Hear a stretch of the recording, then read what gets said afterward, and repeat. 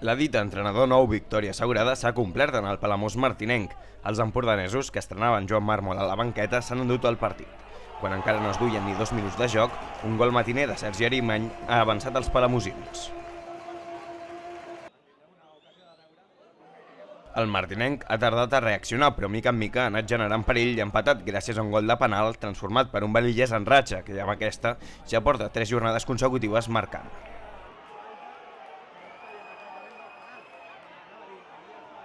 Penso que tot el pes ofensiu l'ha dut el martinenc. Penso que un partit que ha fet fora de casa ha sigut increïble a nivell de joc col·lectiu, d'arribades per banda, de profunditat, de jugades de gol. Fora de casa marques 2 gols i no guanyes, o pel menys no perds. És molt complicat, és molt complicat. Els errors defensius ens estan matant i és jornada a jornada i bueno, espero que canvi això, perquè si no és molt difícil. És molt difícil, si encaixes 2, 3, 4 gols per partit, és molt difícil guanyar.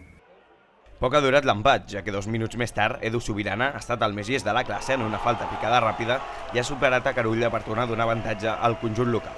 Belillès, però, ha tornat a empatar el partit pels barcelonins amb una rematada de cap.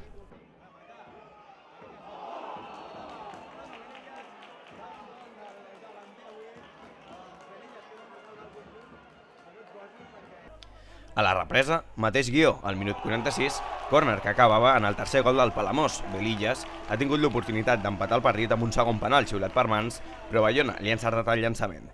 I ja en el tram final, penal favorable al Palamós que Sergi Arimany ha transformat per fer el definitiu 4-2.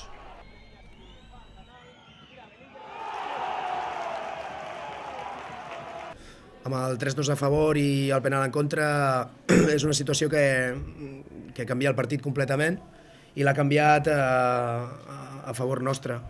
És veritat que si hagués entrat doncs ja entres en un altre partit, amb el 3-3, molt més obert, on com que tu només et val la victòria doncs ja has d'estirar més amunt. Ha sortit una miqueta la floreta i la cosa ha sortit bé, no? Però ja et dic que per mi el punt d'inflexió és el penal que atura Joan Bayona, que a partir d'aquí doncs mentalment i moralment és possible que el martinenc s'hagi vingut una miqueta avall i que això a nosaltres ens hagi impulsat una miqueta més per tirar, per seguir, per aguantar. El Palamós torna a guanyar després de 8 jornades consecutives sense fer-ho i es queda més a prop de sortir del descens. El martinenc suma la segona derrota consecutiva i torna a tenir el descens a tocar.